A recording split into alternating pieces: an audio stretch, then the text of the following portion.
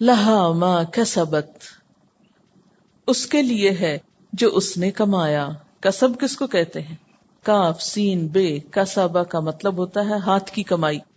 یعنی کوئی شخص اپنے ہاتھ سے جو کماتا ہے اس کا فائدہ اسی کو جاتا ہے. یعنی اگر کوئی شخص اپنے لیے کوئی اچھے کام کرتا ہے تو اس کا فائدہ وہ خود پائے گا، لیکن شرط کیا ہے؟ وہ کام اس نے خود کیا ہو. اس سے یہ بات پتہ چلتی کہ جس چیز میں انسان کی نیت اور کوشش شامل نہیں ہوتی اس کو اجر بھی نہیں ملتا، اسے کوئی فائدہ نہیں ہوتا. محض تمنائیں اور آرزویں، اچھا یہ ہو جائے وہ ہو جائے، اس سے کوئی فائدہ نہیں جب تک آپ کچھ کرنے کی نیت نہ کریں. اور پھر صرف نیت کر کے ہی نہ بیٹھے رہیں، اٹھ کر کچھ کرنے کی کوشش نہ کریں. یہ الگ بات ہے کہ کوشش کے باوجود ہوا نہیں تو آپ کو نیت کا ثواب مل جائے گا. اچھا، پھر آپ سوچ رہے ہوں گے شاید کہ صدقہ جاریہ پھر کیا ہوا؟ وہ انسان خود تو نہیں کر رہا ہوتا، بعد میں آنے والے لوگ کر رہے ہوتے ہیں. کیا کیا ہوتا صدقہ جاریہ؟ انسان کی اولاد، انسان کا مال، انسان کا علم، یہ تین چیزیں انسان کے لیے صدقہ جاریہ بنتی. اب آپ مجھے بتائیے کہ یہ صدقہ جاریہ کیسے بن گئی؟ اولاد کام کر رہی ہے، ثواب ماں باپ کو جا رہا ہے. ابھی تو میں نے کہا تھا جب تک نیت اور ارادہ شامل نہ ہو اور کوشش شامل نہ ہو، اور جیسے کہا گیا لہا ما کسبت، تو فائدہ کچھ نہیں. اولاد انہی والدین کے لیے صدقہ جاریہ ہوتی ہے جو اس کی اچھی تربیت کرتے ہیں، جو کوشش کرتے ہیں کہ ہمارے بچے دین پر ہوں. مال اسی شخص کے لیے صدقہ جاریہ بنتا ہے جس کے لیے انسان نے کوشش کی ہو، محنت سے حلال کمائی کا کمایا ہو اور پھر اسے نیکی کے کام میں لگایا ہو. کیونکہ پیچھے آپ پڑھ چکے نا کہ اللہ تعالی صدقہ قبول نہیں کرتے جب تک کہ وہ حلال کمائی سے نہ ہو. حرام کا صدقہ نہیں قبول ہوتا. لہذا اگر کوئی شخص اپنے ہاتھ کی کمائی سے یا اپنی ملکیت کے مال سے، بعض مال آپ خود نہیں کماتے، مثلا شوہر نے آپ کو حق مہر دیا، تب آپ نے کمایا تو نہیں، لیکن یہ کہ آپ کی ملکیت ہے یہ، یا ماں باپ سے کچھ وراثت میں مل گیا، تو چونکہ ماں باپ پر آپ کا کچھ حق ہوتا ہے تو وہ مال آپ کو اس رشتے کے عوض یا خون کے تعلق کے عوض مل گیا، لیکن آپ خود مالک ہیں اس مال کو آپ نے کسی اچھے کام میں لگایا، وہ آپ کے لیے صدقہ جاریہ ہوگا. اسی طرح علم، تو علم میں بھی تو ارادہ اور کوشش ہے نا. آپ نے اچھی نیت سے علم حاصل کیا، اس لیے نہیں کیا کہ ہم دوسروں پہ چڑھائی کر سکیں اور دوسروں کو ہرا سکیں اور دوسروں کو جواب دے سکیں اور دوسروں کو بتا سکیں کہ دیکھو ہم کتنے قابل ہیں، اس لیے نہیں، بلکہ اللہ کی رضا کے لیے، سیدھا رستہ پانے کے لیے. تو جو شخص اچھی نیت سے اچھے کام کرتا ہے، علم حاصل کرتا ہے، پھر اس کو سکھاتا ہے، تو اس کی کوشش ہو گئی نا بیچ میں، تھوڑی کی تو تھوڑی، زیادہ کی تو زیادہ، جتنی اس نے ایفرٹ کی اور جتنا اس نے اس بات کا ارادہ کیا کہ زیادہ سے زیادہ لوگوں کو مجھ سے فائدہ پہنچ جائے، چاہے وہ سامنے بیٹھ کے فائدہ پہنچائے یا کسی بیک سپورٹ کے ذریعے. اب وہ کیا ہے، جو اس کی کوشش تھی اس کا صلہ اسی کو ملے گا. مثلا کہ میں ایک کوشش کر رہی ہوں کیونکہ میں بولتی نظر آ رہی ہوں آپ کو، لیکن اس بولنے میں ہو سکتا ہے کسی اور کا ہاتھ ہو، مجھے کوئی چیز کسی نے لکھ کر دی ہو، کوئی چیز کسی نے بتائی ہو، آخر مجھے بھی تو کسی نے سکھائی نا، تبھی میں آگے بول رہی ہوں.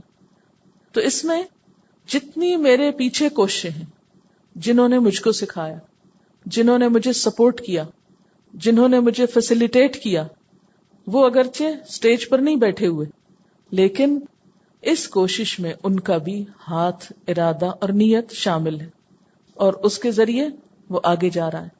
اب بول میں رہی ہوں لیکن میرے بولنے میں ان کے لیے بھی صدقہ جاریہ ہے، کیونکہ ان کی بھی کوشش بیچ میں ہے. تو لہا ما کسبت، جب انسان کسی اچھے کام کے لیے کوشش اور نیت کرتا ہے، خواہ وہ کوشش کسی کے سامنے آتی ہے یا نہیں آتی، لیکن جتنا جتنا جس نے حصہ ڈالا اتنا اتنا اس کو اجر و ثواب مل گیا. جس نے نیت بھی کی اور پھر کوشش بھی کی اس کو ثواب مل گیا. بعض اوقات ہم ایک کام نہیں کرتے لیکن اس کا کریڈٹ لے لیتے ہیں، اور اکثر لوگوں کو یہی شوق ہوتا ہے جو نہیں کیا وہ بھی ہمارے نام لگ جائے، لوگوں کو پتا چل جائے کہ ہم نے کیا، تاکہ ہمیں واہ واہ ہو جائے ہماری. چھوٹی چھوٹی چیزوں پہ خوش ہوتے ہیں نا. کیونکہ بڑی خوشی کا پتہ جو نہیں. تو یہ چھوٹی چھوٹی چیزیں ہم کو پھسلاتی رہتی ہیں. تو یاد رکھیں یہ جو صدقہ جاریہ کا کانسیپٹ ہے اس کے اندر بھی دراصل چھپی ہوئی کوشش ہی شامل ہوتی ہے انسان کی. جس کی تھوڑی کوشش اس کا تھوڑا صدقہ جاریہ، جس کی زیادہ کوشش اس کا زیادہ صدقہ جاریہ. مثلا جو زیادہ مال خرچ کرتا ہے زیادہ اچھی نیت سے کرتا ہے، جو زیادہ اچھی تربیت دیتا ہے اپنے بچوں کی. اور اگر بچے بےچارے خود ہی رول کھول کے تربیت پا رہے ہیں تو ماں باپ کے لیے پھر کیا صدقہ جاریہ ہوا؟ وہ تو جنہوں نے ان کو سکھایا ان بچوں کو انہی کے لیے ہو جائے گا نا. ہاں بعض ماں باپ تو ایسے بدقسمت بھی ہوتے ہیں کہ بچے اچھا کام کرنا چاہتے ہیں الٹا ان کو منع کرتے ہیں کہ یہ نہ کرو. لا علمی ہے. ایک لا علمی جو ہے نا، جہالت، یہ 100 ہلاکتوں کی جڑ ہے، کیونکہ پتہ ہی نہیں اس کا فائدہ کتنا ہے. تو اگر وہ نہیں اپنی اولاد کو سپورٹ کرتے، کم از کم نیت ہی کر لیں یا خوش ہی ہو جائیں اس پر کہ شکر ہے ہماری اولاد کو اچھا کام کر رہی. دعا ہی کر دیں، مال سے ہی کچھ مدد کر دیں.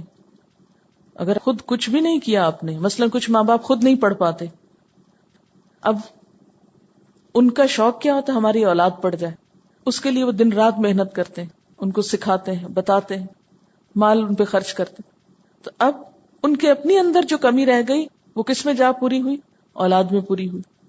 اسی طرح بعض ماں باپ خود تو نیک ہوتے ہیں، اولاد کو کچھ نہیں بتاتے، اولاد سخت غلط کام کرتی، قیامت کے دن کیا ہوگا؟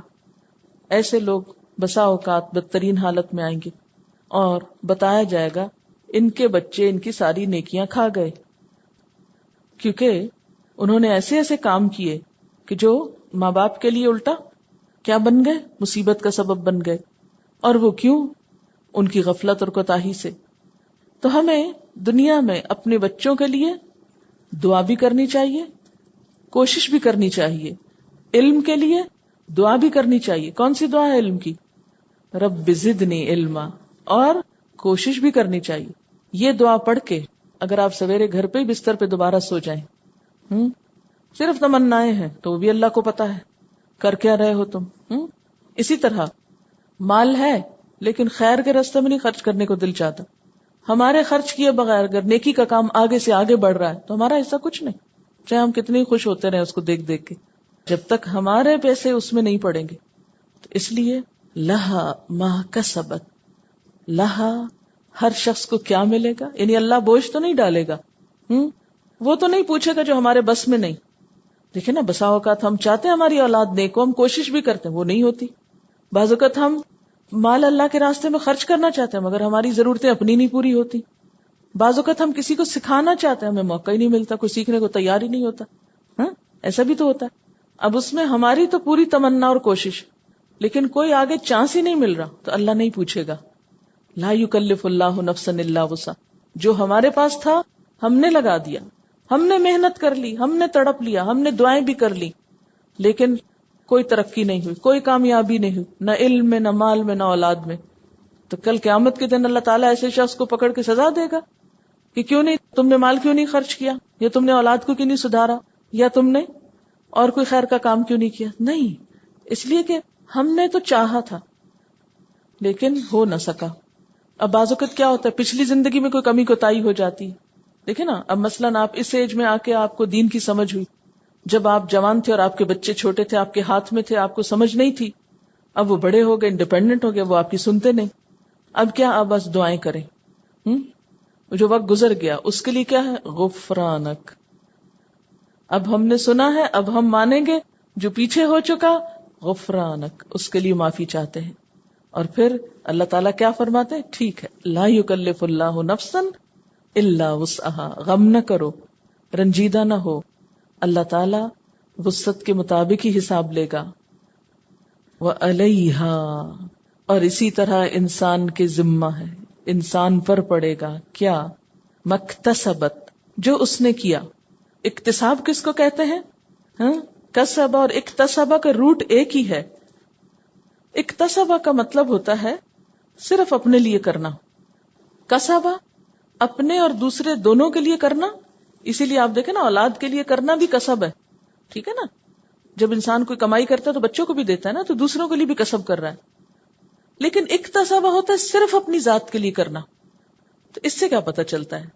کہ انسان اگر غلط کام کرتا ہے تو اس کی ذمہ داری خود صرف اس کے اپنے اوپر ہے، اس کے بچوں پہ نہیں جائے گی. یا بچے غلط کام کرتے ہیں تو اس کی ذمہ داری پھر ماں باپ پہ نہیں جائے گی، کیونکہ ماں باپ نے نہیں چاہا کہ وہ غلط کریں. پھر اکتسبہ بھلائی اور برائی دونوں کے لیے استعمال ہوتا ہے. تو وَعَلَيْهَا اور اسی پر ذمہ داری ہے، مکتسبت جو اس نے کمایا.